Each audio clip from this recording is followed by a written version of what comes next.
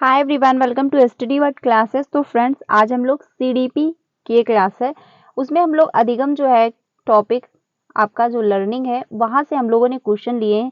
ये सारे जो क्वेश्चन है आपके प्रीवियस के क्वेश्चन है, बट टॉपिक जो है आपका लर्निंग है, यानी जो अधिगम है, क्योंकि यहाँ से क्वेश्चन हर बार सीटेट में आता है। तो इसमें हम लोग जो क्वेश्चन करने वाले हैं 37 क्वेश्चन है पूरे। तो इसे लास्ट तक जरूर देखिएगा, यहाँ से आपको काफी कुछ समझ में आएगा एंड यहाँ से जो भी क्वेश्चन बन जाएंगे आपके मतलब सीटेट एग्जाम में तो आप कर लोगे, क्योंकि अधिगम से एक मतलब 2-3 क्वेश्चन आपके एग्जाम में देखने को मिल जाते हैं। तो यहाँ से आपके 2 से 3 नंबर पक्के हो जाएंगे। तो स्टार्ट करते हैं चैप्टर मतलब क्वेश्चन नंबर 1। अगर चैनल पे पहली बार आए तो वीडियो को लाइक करके चैनल को सब्सक्राइब कर लीजिएगा। ये डेली क्लास जो आपको है 3 बजे मिलती है, तो आपको यहाँ से मिलती रहेगी। जो 5 बजे क्लास मिलती है वो सोशल साइंस की होती है, उसमें हम लोग एसएसटी डिस्कस कर रहे थे, जो कि आपकी क्लास 7 की पूरी हिस्ट्री हो चुकी है। आज जो आपको 5 बजे क्लास मिली है, मतलब कल जो आपको 5 बजे क्लास मिली थी, उसमें एसएसटी जो थी चैप्टर नंबर 8 वो पूरा कंप्लीट कर दिया है मैंने। अब जो आपको क्लास मिलने वाली है वो चैप्टर नंबर 8 की होगी, हिस्ट्री चैप्टर नंबर 1 होगा, यानी क्लास 8 की चैप्टर नंबर 1 होगा। तो 5 बजे वाली भी क्लास ज्वाइन करिएगा एंड साथ में आपको बीपीएससी की भी क्लासेस मिलती हैं 2 बजे, तो वो भी ज्वाइन कर सकते हैं जितने भी कैंडिडेट बीपीएससी की प्रिपरेशन कर रहे हैं। तो अब हम लोग स्टार्ट करते हैं, क्वेश्चन नंबर 1 देखते हैं। ये लर्निंग से लिए गए क्वेश्चन, यानी अधिगम जो है आपके टॉपिक वहां से क्वेश्चन इंक्लूड किए गए हैं। तो स्टार्ट करते हैं क्वेश्चन नंबर जो फर्स्ट है। बच्चे प्रभावी रूप से सीखते हैं जब, यानी जो चिल्ड्रन है जो लर्निंग होती है उनकी इफेक्टिव कब होती है, यानी उसका जो प्रभाव है वो कब पड़ता है बच्चे पर। तो इसमें पहला जो ऑप्शन है आपका, शिक्षक कक्षा में होने वाली सभी घटनाओं व बच्चों को पूर्ण रूप से नियंत्रित करता है। यानी जो शिक्षक होता है, बच्चे जो भी एक्टिविटी कर रहे हैं क्लासरूम में, जो भी घटनाएं हो रही हैं उस पर पूर्ण रूप से नियंत्रण रखता है। यानी बच्चा मतलब जो टीचर बोलेगा बच्चे को बस उतना ही करना है, उसके ज्यादा ना उससे कम। तो बच्चा कोई रोबोट नहीं है क्लासरूम में, ये आपका ऑप्शन गलत हो जाएगा। इससे जो लर्निंग है वो प्रभावशाली नहीं बन पाएगी। यानी अगर बच्चा कुछ एक्स्ट्रा सीखना भी चाहेगा, कुछ अपना तर्क वितर्क उसमें देना भी चाहेगा टॉपिक से रिलेटेड, तो वो नहीं दे सकता। क्यों? क्योंकि टीचर ने उस पर कंट्रोल कर रखा है। तो जो लर्निंग हो रही है इसके दौरान वो इफेक्टिव उस पर नहीं होगी, यानी प्रभावशाली नहीं होने वाली है।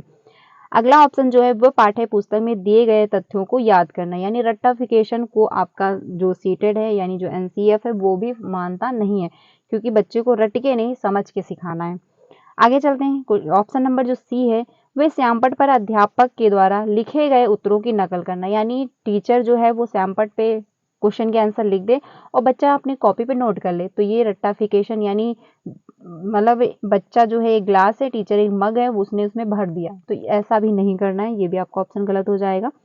इसमें जो ऑप्शन है आपका डी सही होगा, क्योंकि वे विभिन्न गतिविधियों एवं कार्यों में सक्रिय रूप से भाग लेते हैं।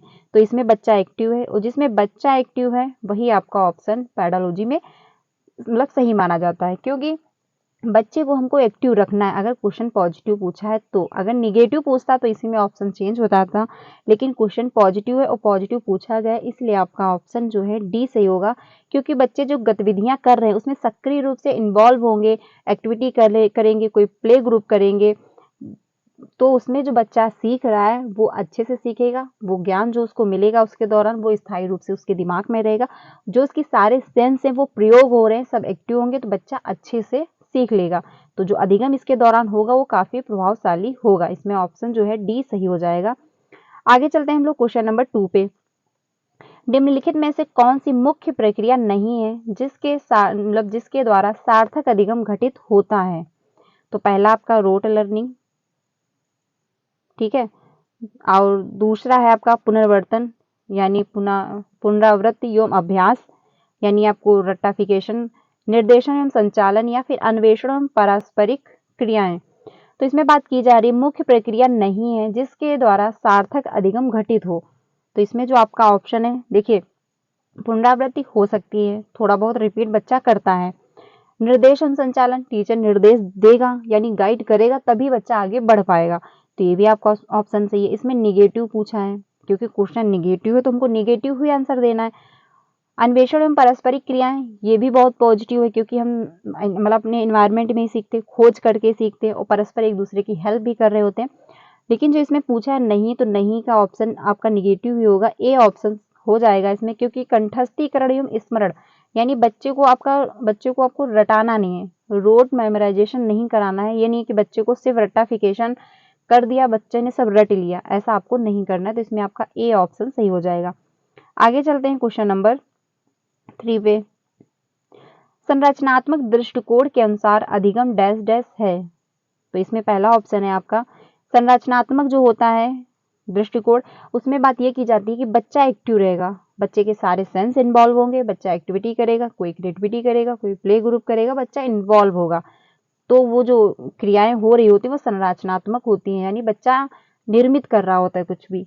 ठीक है, तो इसमें पहला जो ऑप्शन है एक सक्रिय सामाजिक प्रक्रिया है, एक निष्क्रिय व्यक्तिपरक प्रक्रिया है, या जानकारी के अर्जन की प्रक्रिया है, या फिर अनुभव के परिणाम के इस व्यवहार में व्यवहार में एक परिवर्तन होने की प्रक्रिया है। तो इसमें जो ऑप्शन आपका सही हो जाएगा, क्वेश्चन नंबर 3 है, इसका ऑप्शन ए सही होगा, क्योंकि इसमें एक सक्रिय सामाजिक प्रक्रिया है, यानी जो अधिगम होता है वो एक सक्रिय प्रक्रिया है, यानी कि निरंतर आगे बढ़ती रहती है, क्योंकि हम कुछ ना कुछ लाइफ में सीखते रहते हैं। आप ये मान के चलिए कि ये कोई व्यक्ति नहीं कह सकता कि हाँ मतलब मैं सब कुछ सीख चुका हूँ, मेरी लर्निंग हो चुकी है, ऐसा नहीं।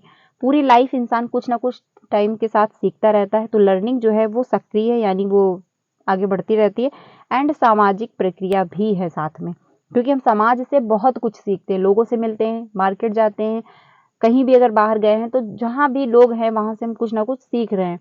तो हर चीज हम समाज से एक सीखते हैं, तो सामाजिक भी प्रक्रिया मानी जाएगी जो अधिगम है आपका। तो इसमें ए ऑप्शन मच बेटर है, ए ऑप्शन सही हो जाएगा। अब हम लोग चलते हैं क्वेश्चन नंबर 4 पे। बच्चों और उनके अधिगम के संदर्भ में निम्नलिखित कथनों में से कौन सा सही है, यानी बच्चे जो हैं उनके अधिगम के दौरान कौन कौन से कथन जो है सही हैं। पहला ऑप्शन है इसमें क्वेश्चन नंबर 4 जो पहला ऑप्शन है, सभी बच्चे सीखने के लिए स्वाभाविक रूप से प्रेरित होते हैं तथा सीखने में सक्षम होते हैं। तो ये बात बिल्कुल सही है, लेकिन हम लोग अगले जो दूसरे ऑप्शन है उसको भी देख लेते हैं। बच्चों को सीखने के लिए अभिप्रेरणा तथा सीखने के लिए उनकी क्षमता केवल आनुवंशिक के द्वारा पूर्व निर्धारित होती है। तो केवल जहां भी आ गया आपको निगेटिव लगा, और इसके साथ साथ यहाँ पे बात की जा रही है सिर्फ आनुवंशिक। तो बच्चा मतलब ये नहीं है कि सिर्फ आनुवंशिकता जो उसकी हेरिडिटी होती वही बच्चे को आगे बढ़ाती, उसी का पूरा रोल होता है बच्चे का विकास होने में। नहीं, जब तक बच्चे की हेरिडिटी तो मिलेगी, बट उसके साथ साथ इन्वायरमेंट भी बराबर का रोल प्ले करता है, यानी कि हेरिडिटी इनटू इन्वायरमेंट ही बराबर डेवलपमेंट होता है। तो ये कहना गलत होगा कि सिर्फ और सिर्फ हेरिडिटी से ही बच्चे का विकास होता है, यानी हेरिडिटी से ही पूर्व निर्धारित है कि बच्चा किस फील्ड में जाएगा, बच्चा कहाँ तक सक्सेस होगा, ऐसा नहीं है। बच्चे की मान लीजिए हेरिडिटी में है कि बच्चा किसी भी फील्ड में जा सकता है, मान लीजिए कि उसको डांसिंग अच्छी आती है, उसकी हेरिडिटी में है कि उसको थोड़ा बहुत डांसिंग आती है, लेकिन अगर उसने कभी प्रैक्टिस नहीं की है, उसको टाइम नहीं दिया गया है, उसको कोई कोचिंग वगैरह नहीं दी गई है, तो डांस कर लेगा फिलहाल के लिए जितना उसकी हेरिडिटी में होगा, बट उस फील्ड में वो बेस्ट नहीं कर पाएगा। ठीक है, तो हेरिडिटी एंड एनवायरनमेंट दोनों का बराबर का रोल होता है, तभी जाके पूर्ण विकास हो पाता है। तो ये आपका ऑप्शन गलत हो जाएगा। अगला जो ऑप्शन है, बच्चों के सामाजिक आर्थिक पृष्ठभूमि उनकी प्रेरणा एवं अधिगम क्षमता को निर्धारित व सीमित मतलब करती है। तो ये भी कहना गलत है, क्योंकि जो सामाजिक आर्थिक पृष्ठभूमि होती है, जो अधिगम क्षमता है वो सीमित नहीं करती है, बल्कि और ज्यादा डेवलप करती है। तो ये भी आपका ऑप्शन गलत है। बच्चों को अधिगम हेतु प्रेरित करने के लिए उन्हें पुरस्कृत एवं दंडित करना होता है। तो यानी अगर बच्चा अच्छा कर रहा है तो आप उसके पुरस्कृत करेंगे, या फिर अच्छा नहीं कर रहा तो आप दंडित करेंगे। ऐसा नहीं करना है कि बच्चे को आपको दंड नहीं देना है। अगर उसने अच्छा किया है तो आप उसके लिए उसको अच्छा मोटिवेट कर सकते हैं, बट ये नहीं अगर उसने कुछ गलत किया तो आप उसको दंड देंगे। एज अ टीचर के रूप में बच्चे को प्रताड़ित नहीं करना है, ना तो फिजिकली ना मेंटली। तो इसमें आपका जो ऑप्शन है फर्स्ट ऑप्शन ही सही हो जाएगा, क्योंकि इसमें बात जो की गई है बच्चों और उनके अधिगम के संदर्भ में कौन सा कथन सही है। तो इसमें फर्स्ट ये ऑप्शन सही है कि सभी बच्चे सीखने के लिए स्वाभाविक रूप से प्रेरित हैं, यानी हर बच्चे में जो है सीखने की क्षमता पाई जाती है, हर बच्चा सीख सकता है तथा सीखने में भी मतलब सीखने में सक्षम होते हैं। हर बच्चे में सीखने की क्षमता है, स्वाभाविक है, आराम से बच्चा सीख सकता है, बट उसको अच्छा इन्वायरमेंट और कोई गाइड करने वाला होना चाहिए, बच्चा अच्छे से सीख जाएगा। तो हर बच्चे में एक स्वाभाविक प्रक्रिया जो ये पाई जाती है। अब हम लोग चलते हैं क्वेश्चन नंबर 5 पे। अगला जो क्वेश्चन है, अपनी कक्षा में सहयोगात्मक अधिगम का प्रयोग करते समय एक शिक्षक की भूमिका किस प्रकार की होती है? यानी जो अपनी कक्षा में सहयोगात्मक अधिगम का प्रयोग करते हैं। तो सहयोगात्मक अधिगम क्या होता है कि मान लीजिए क्लासरूम में सभी बच्चे एक दूसरे की हेल्प कर रहे हैं, यानी एक क्लासरूम है, उसमें बच्चे बैठे हुए हैं, तो हर बच्चे को, अगर एक बच्चे को नहीं आता तो उसने दूसरे बच्चे से हेल्प ले ली, दूसरे बच्चे को नहीं आता तो बच्चे ने तीसरे बच्चे से हेल्प ले ली, यानी हर बच्चा एक दूसरे की हेल्प करके सीख रहा है। तो इसमें ये बात की जा रही है कि मतलब करते समय एक शिक्षक की भूमिका किस प्रकार होनी चाहिए, तो ऐसे क्लासरूम में एक शिक्षक को क्या करना चाहिए। क्वेश्चन नंबर जो आपका 5 है, इसमें जो ऑप्शन पहला है, एक मूलक दर्शक होना तथा बच्चे जो करना चाहते हैं उन्हें करने दें। यानी कुछ भी अगर बच्चे कर रहे हैं तो उनको करने दो, अगर बच्चे खेल रहे हैं तो खेलने ही दो, अगर पढ़ रहे हैं तो पढ़ने ही दो। ऐसा नहीं है, यानी बच्चे अगर क्लासरूम में लड़ाई कर रहे हैं तो उनको करने दो, ऐसा नहीं है, बिल्कुल छोड़ना नहीं है, थोड़ा बहुत कंट्रोल में बच्चों को भी करना होता है। तो ये आपका ऑप्शन गलत हो जाएगा। अगला जो ऑप्शन है, कक्षा को छोड़ देना तथा बच्चों को स्वयं कार्य करने देना चाहिए। यानी अगर बच्चा सुबह से लेकर मैथ पढ़ना पसंद कर रहा है तो उसको मैथ ही पढ़ने दो, ऐसा नहीं है। अगर बच्चे को डांसिंग पसंद है तो सुबह से शाम तक डांस ही कर रहा है, ऐसा नहीं। बच्चे को मतलब स्वयं करने दो, क्योंकि टीचिंग के दौरान 50% टीचर की भी उसमें रजामंदी होनी चाहिए, यानी टीचर भी उसमें इंटरफेयर कर सके और साथ साथ बच्चा भी उसमें इंटरफेयर कर सके। अगर बच्चे को कोई डाउट हो रहा है उस टॉपिक से रिलेटेड तो बच्चा पूछ सके, उसको इतनी आज़ादी मिलनी चाहिए। बट ये नहीं कि टीचर जो है वो मैथ पढ़ा रहा है, बच्चे का मन इंग्लिश है तो बच्चे ने इंग्लिश बुक खोल के पढ़ रहा है, ऐसा नहीं है। ठीक है, तो ये ध्यान रखिएगा। इसमें जो आपका ऑप्शन है सी देख लेते हैं हम लोग, सहयोगात्मक होना तथा प्रत्येक समूह की निगरानी करना। बिल्कुल सही बात है कि टीचर जो है सहयोगात्मक, जो क्लासरूम है, जिस क्लासरूम में हर बच्चे एक दूसरे की मदद करके सीख रहे हैं, तो उसमें टीचर को सहयोग देना चाहिए। अगर मान लीजिए ग्रुप में बना हुआ है, यानी एक क्लासरूम में ग्रुप में बांट दिए गए बच्चे, हर ग्रुप में 4-4 या 5-5 बच्चे हैं, तो अगर वो एक दूसरे की हेल्प कर रहे हैं, बट अगर वहां पे भी दिक्कत आ रही है, क्योंकि हर बच्चे को कुछ ना कुछ तो मतलब हर बच्चे जो है, ये तो नहीं एक बच्चे को सब कुछ आता होगा, तो अगर वहां पे दिक्कत हो रही है तो टीचर वहां पे सहयोग भी कर सकता है एंड उसके साथ साथ निगरानी यानी देख रेख भी करेगा कि हाँ बच्चा कोई कुछ कर तो नहीं रहा गलत। ठीक है, तो ये आपका ऑप्शन सही हो जाएगा एज अ टीचर के रूप में, क्योंकि इसमें ये बात कही गई कि टीचर की क्या भूमिका है, तो इसमें आपका ऑप्शन सी सही हो जाएगा। आगे चलते हैं क्वेश्चन नंबर 6 पे हम लोग। निम्नलिखित कथनों में से कौन सा विकास एवं अधिगम के बीच संबंध को सही तरीके से सूचित करता है। तो इसमें बात जो की जा रही है विकास एवं अधिगम के संबंध, उनको सही तरीके से संबोधित कर रहा है। तो पहला ऑप्शन है इसमें, विकास एवं अधिगम संबंधित नहीं है, यानी जो विकास है और लर्निंग है वो उनका दूर दूर तक एक दूसरे से कोई संबंध नहीं है। तो ऐसा कहना गलत है, क्योंकि जब आप लर्निंग करोगे तभी आपका विकास होगा। यानी अगर आपकी लर्निंग ही बेस्ट नहीं है, आपको सीखना ही नहीं चाह रहे, तो आपका विकास कहाँ से होगा। आप फिजिकली डेवलप हो चुके होगे पर माइंडली इतना डेवलप नहीं होगे। तो जो मतलब अधिगम है वो लर्निंग है, एक दूसरे से संबंधित होते हैं। आगे चलते हैं, ऑप्शन नंबर बी, अधिगम विकास का ध्यान किए बिना घटित होता है, यानी जो लर्निंग होती है वो विकास को ध्यान किए बिना ही घटित हो जाती है। तो ये भी आपका कहना गलत होगा। क्वेश्चन नंबर जो 6 है, इसमें जो आपका ऑप्शन है वो डी सही हो जाएगा। विकास एवं अधिगम अंतः संबंधित और अंतः निर्भर होते हैं, यानी एक दूसरे से इंटर रिलेटेड होते हैं, एक दूसरे से संबंधित होते हैं। अगर अधिगम आपकी अच्छी है तो विकास प्रभावित होगा, और अगर आपका विकास अच्छा हुआ तो आपका अधिगम भी प्रभावित होगा। अब वो कैसे, मान लीजिए आप फिजिकली डेवलप हो चुके हो, ठीक है, आप मेंटली डेवलप हो। मान लीजिए कि आप ऐसे समझिए क्लास फर्स्ट का जो बच्चा है उसको आप 10 की बुक नहीं पढ़ा दोगे, क्यों, क्योंकि मेंटली वो डेवलप नहीं हो पाया है।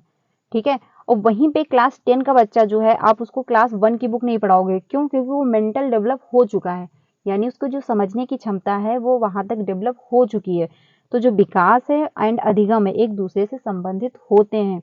जब बच्चा उसे इसीलिए आपने देखा होगा कि जो बुकें प्रिंट होती हैं वो क्लास जो होता है उसी के लेवल की बुकें होती हैं, यानी जो क्लास 1 की बुक होती है तो उसी तरीके से प्रिंट होती है, उसमें मतलब सूरज भी दिखाए जाते हैं, पेड़ वगैरह भी प्रिंट करके अच्छी मतलब डेकोरेशन में बुकें प्रिंट होती हैं। लेकिन वहीं पे जो क्लास 10 की बुक होती है वो दूसरी तरीके से प्रिंट होती है। तो क्लास के हिसाब से बच्चे की जो बुकें हैं वो भी प्रिंट की जाती हैं। तो जो अधिगम है एंड लर्निंग है वो एक दूसरे को प्रभावित करती है, उसके साथ साथ एक दूसरे से संबंधित भी होती है। अगर अधिगम अच्छा हो रहा है तो लर्निंग भी प्रभावित होगी, यानी जो विकास अच्छा होगा तो आपकी अधिगम भी बहुत यानी लर्निंग भी आपकी बहुत अच्छी होगी, और जो आपकी लर्निंग बहुत अच्छी हो रही है तो उसके साथ साथ आपका विकास भी बहुत अच्छे से हो रहा होगा, यानी आपका डेवलपमेंट भी बहुत अच्छे से हो रहा होगा। तो इसमें आपका जो ऑप्शन है डी सही हो जाएगा। अब हम लोग चलते हैं क्वेश्चन नंबर 7 पे। क्वेश्चन नंबर जो आपका 7 है, निम्नलिखित में से कौन सा बच्चों में अधिगम में सुधार के लिए सबसे अधिक उपयुक्त है? यानी इसमें कौन सा एक ऑप्शन है जो बच्चे के अधिगम में सुधार के लिए सबसे अधिक अच्छा है? तो पहला ऑप्शन है इसमें नियमित मूल्यांकन परीक्षा आयोजित की जानी चाहिए, यानी समय के साथ जो मूल्यांकन है और परीक्षाएं आयोजित करनी चाहिए, इससे आपका जो अधिगम है उसमें सुधार होगा। या फिर बी ऑप्शन है शिक्षक को विभिन्न उदाहरणों और चित्रों का उपयोग करके विषय की व्याख्या करनी चाहिए।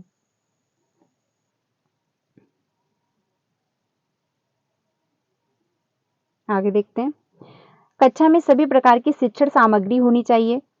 या फिर है शिक्षक को वास्तविक जीवन परिस्थितियों में बच्चों को एक दूसरे के साथ बातचीत करने में मदद करनी चाहिए। देखिए पेडागोजी को सॉल्व करते समय सबसे इंपॉर्टेंट क्या है, आपको ऑप्शन इसमें लग रहे होंगे सारे पॉजिटिव हैं, ठीक है, क्योंकि मूल्यांकन परीक्षा भी टाइम के साथ होनी चाहिए, क्योंकि टीचर इसके द्वारा ये पता करेगा कि हाँ बच्चे को कहाँ पे समस्या आ रही है, उसको हमको कैसे आगे बढ़ाना है, ठीक है।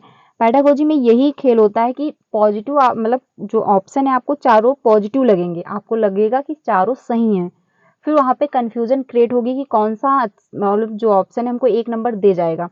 तो उसमें आप ये चूज करिए कि जो ऐसा कुछ मतलब ऑप्शन देखिए उसमें एक ऐसा ऑप्शन होगा जो तीनों ऑप्शन को अपने में इंक्लूड किए होगा, यानी कि सबसे बेस्ट आपको उसमें ढूंढना है। 4 ऑप्शन आपको लगेंगे कि पॉजिटिव है, लेकिन उसमें भी सबसे बेस्ट आपको चूज करना है, वही आपको 1 नंबर देगा। पेडागोजी में यही खेल है, क्योंकि पेडागोजी जो होता है उसको आप जब समझोगे, यानी ये आएगी आपको प्रैक्टिस के साथ, जब आप प्रैक्टिस करोगे क्वेश्चन को पढ़ोगे अच्छे से, जब पढ़ोगे आपकी स्पीड तेज होगी, फिर आपको धीरे धीरे समझने की भी क्षमता बढ़ती जाएगी, तो आप अच्छे से कर लोगे और आपका क्वेश्चन भी नहीं छूटेगा।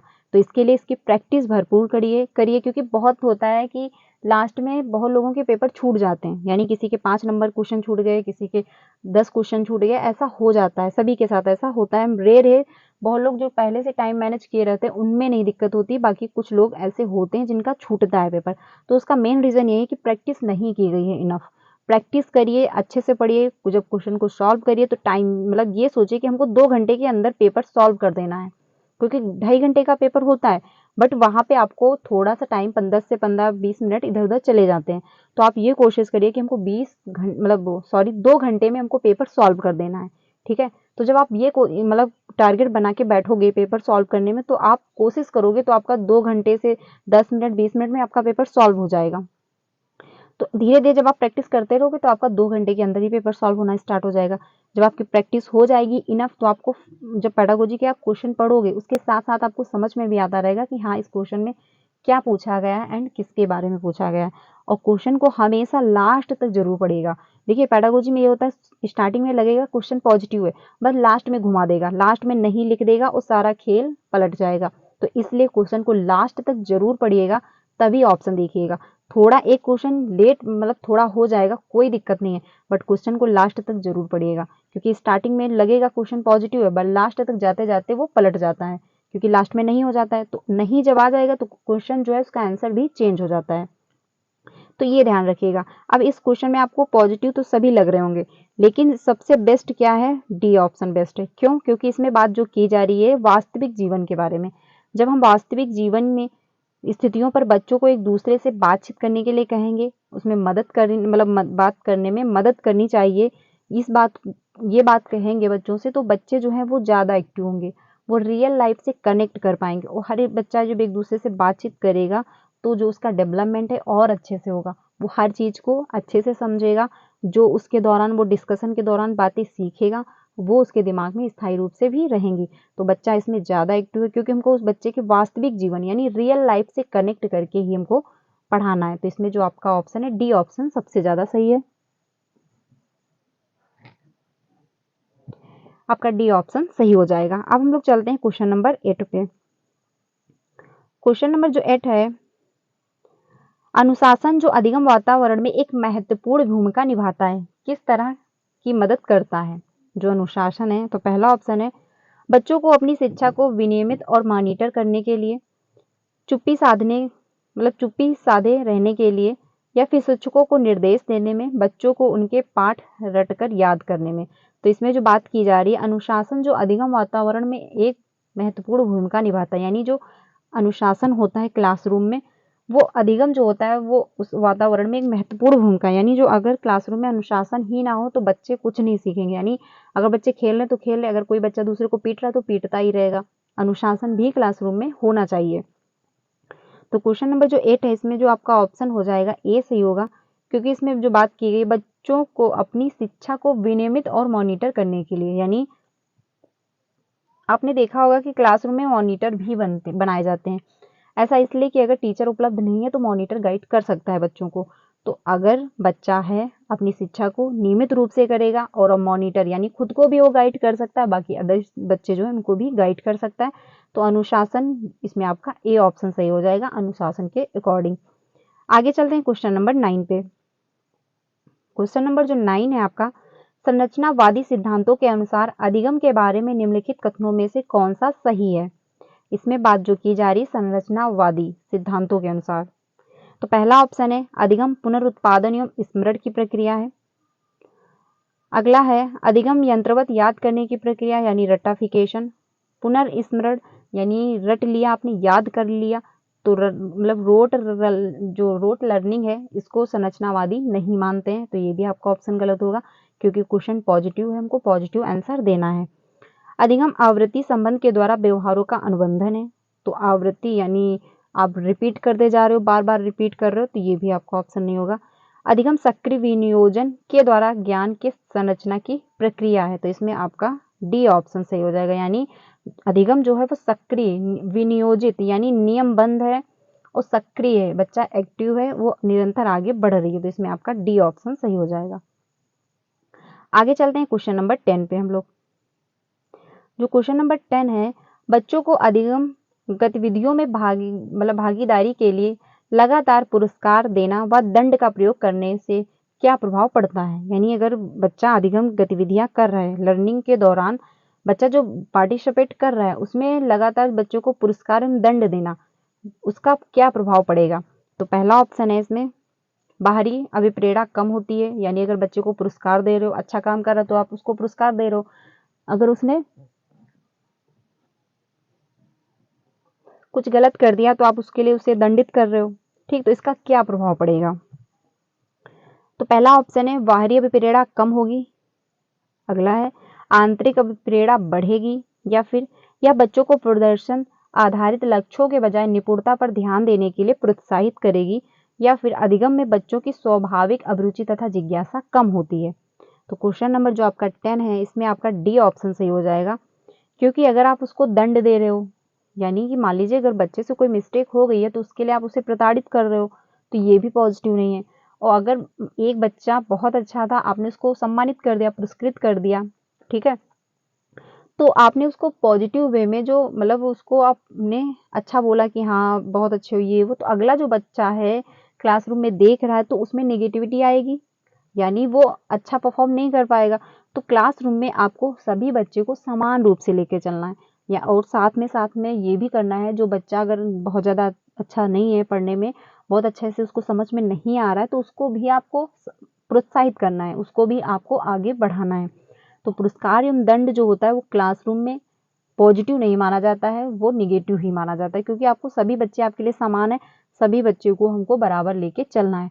अगर किसी बच्चे को ज़्यादा हेल्प की ज़रूरत है, मान लीजिए कोई बच्चा वीक है थोड़ा पढ़ने में, तो उसको हमको थोड़ा और सपोर्ट करना है कि वो और अच्छा करे। और जो बच्चे पढ़ने में बहुत अच्छे हैं तो उनको हमको सपोर्ट तो करना ही है, लेकिन जो बच्चे वीक हैं उनको थोड़ा सा और ध्यान देना है।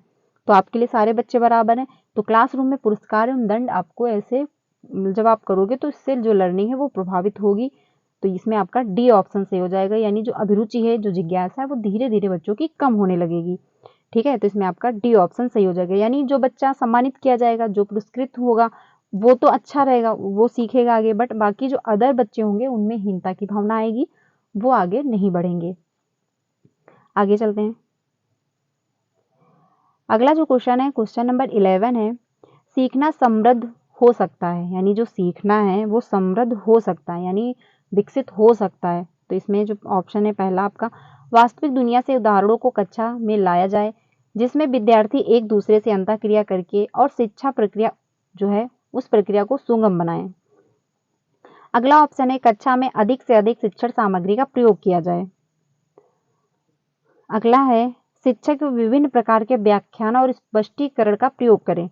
कक्षा में अवधि परीक्षाओं पर अपेक्षित ध्यान दिया जाए। तो कक्षा में क्लासरूम में यानी टाइम से जो एग्जाम होते रहते हैं उस पर ध्यान दिया जाए बस, और नहीं तो ये भी आपका ऑप्शन गलत हो जाएगा।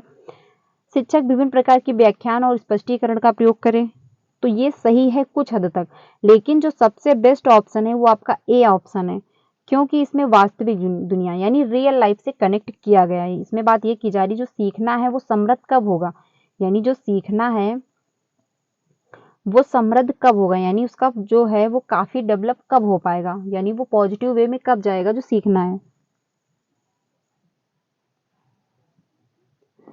तो जब सीखना समृद्ध तभी होगा जब वास्तविक दुनिया से उदाहरण को कक्षा में लाया जाएगा और विद्यार्थी एक दूसरे से अंतःक्रिया करके शिक्षक उस प्रक्रिया को सुगम बनाएंगे, तभी जाके जो सीखना है वो समृद्ध होगा, यानी जो सीखना है वो आगे बढ़ेगा, पॉजिटिव वे में बढ़ेगा। तो इसमें आपका जो ऑप्शन है सबसे बेस्ट जो है वो आपका ऑप्शन ए हो जाएगा।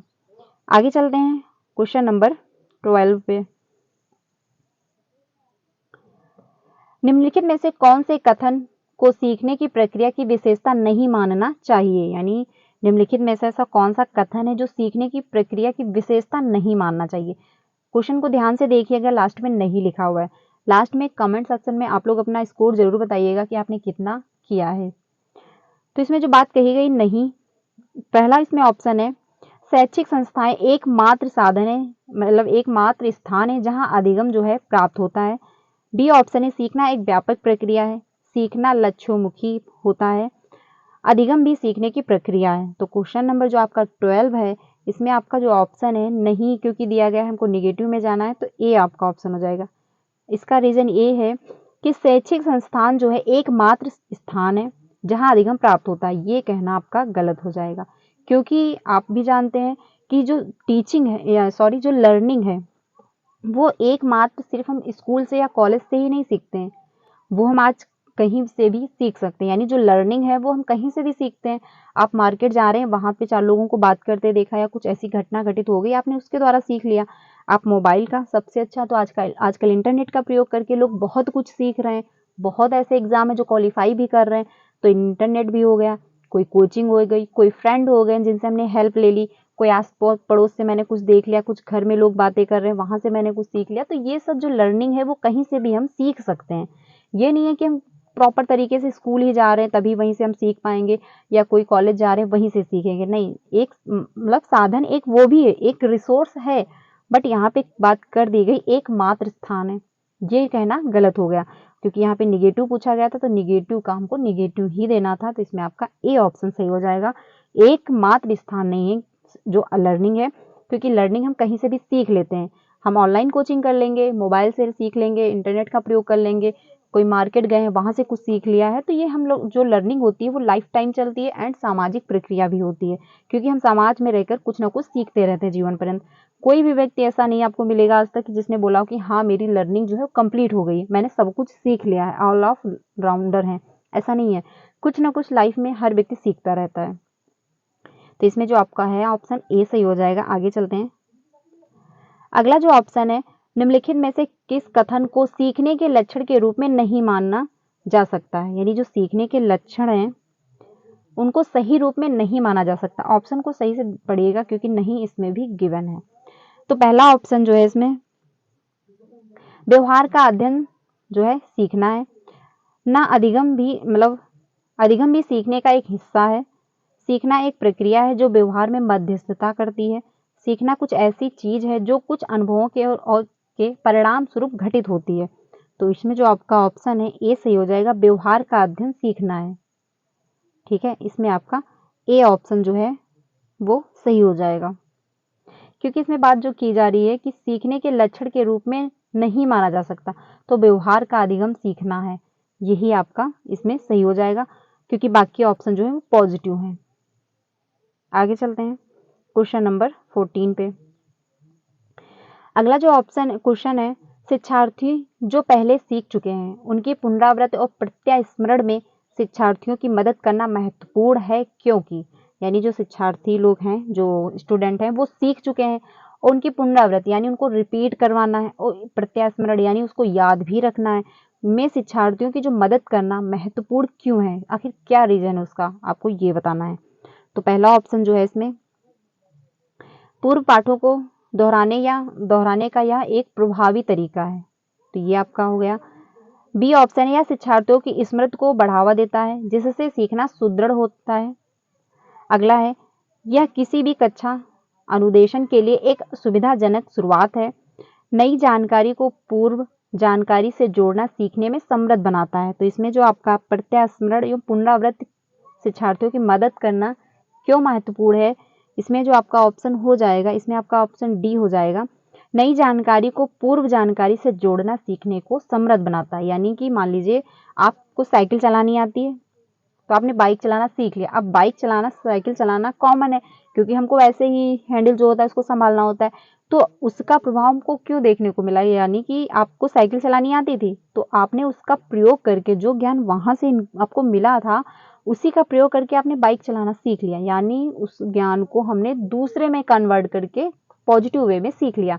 तो ये हो जाता है आपका कि नई जानकारी को पूर्व जानकारी से जोड़ना सीखने में समृद्ध बनाता है। यानी कि आपको जो नया नॉलेज है, आपका जो पुराना नॉलेज है, वो एक दूसरे से इंक्लूड करके जब हम कुछ नई चीज सीख रहे होते तो पॉजिटिव वे में जाता है। लेकिन अगर वहीं पे मान लीजिए अगर आप साइकिल चला रहे थे और बाइक आप नहीं चला पा रहे, उसका गलत इफेक्ट पड़ रहा है, तो वो निगेटिव वे में चला जाएगा। ठीक है, तो इसमें आपका डी ऑप्शन सही हो जाएगा। आगे चलते हैं क्वेश्चन नंबर 15 पे। दिए गए वाक्य को पूरा करने के लिए निम्नलिखित में से कौन सा युग्म सर्वाधिक उचित विकल्प होगा। जब बच्चे उन गतिविधियों में शामिल होते हैं जो डैश डैश होती है तब वे जल्दी डैश डैश करते हैं। तो इसमें जो बात की गई है, पहला ऑप्शन है वास्तविक जीवन में उपयोगी, फिर यहाँ पे जो ऑप्शन भरा जाएगा सीख, या फिर है कक्षा कक्ष में उपयोगी, विस्मरण यानी रटना आपको है नहीं, प्रत्यास्मरण भी नहीं करना आपको, यहाँ पे बात केवल की भी आ गई है, संसकत रूप से निष्पक्षित स्मरण, ये भी आपका गलत हो जाएगा। तो इसमें जो आपका ऑप्शन बच रहा ए ही बच रहा, ए ही आपका ऑप्शन हो जाएगा। ठीक है, तो इसमें बात ये की गई जब बच्चे उन गतिविधियों में शामिल होते हैं जो वास्तविक जीवन में उपयोगी होती है तब वे जल्दी सीख जाते हैं। यानी जो उनके रियल लाइफ से आप कनेक्ट करोगे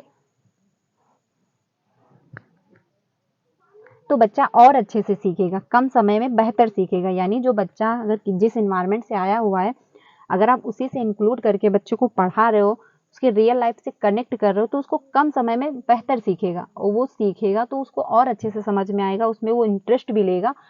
इंटरेस्ट लेने के साथ साथ वो स्थायी रूप से ज्ञान जो मिलेगा उसको सीख के समझेगा भी। तो इसमें आपका जो है ए ऑप्शन सही हो जाएगा।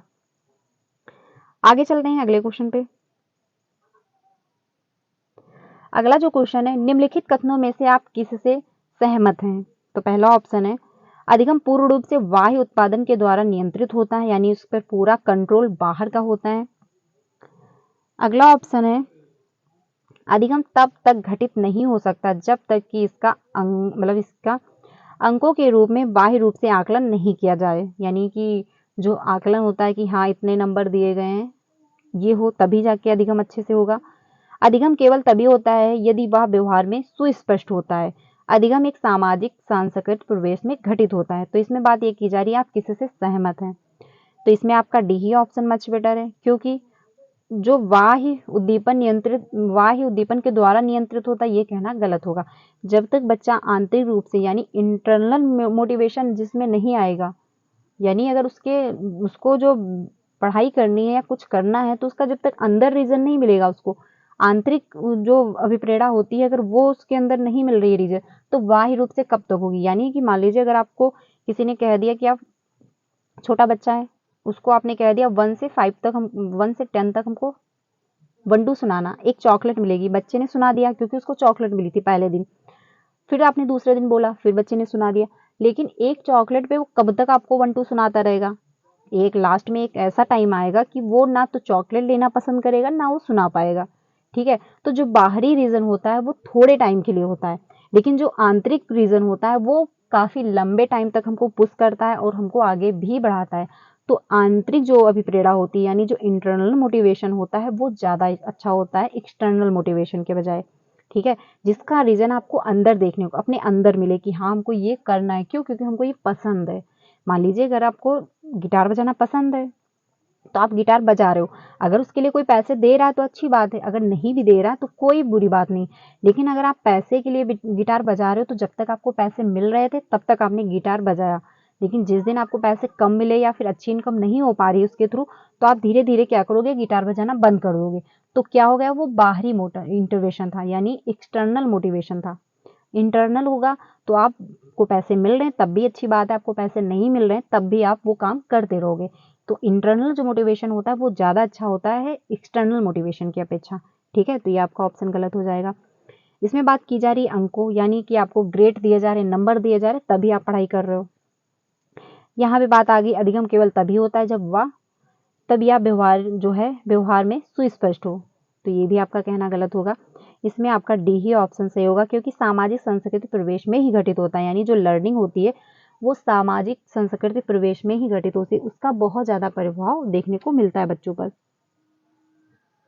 अब वो कैसे, मान लीजिए कि एक छोटा बच्चा है वो स्कूल आया, अगर उसके घर का इन्वायरमेंट बहुत अच्छा नहीं था पढ़ने का, यानी उसके घर में कोई पढ़ा लिखा नहीं था, तो बच्चा जो होगा बहुत अच्छा एक्टिव नहीं होगा पढ़ने में, हर चीज़ उसको नहीं आती होगी।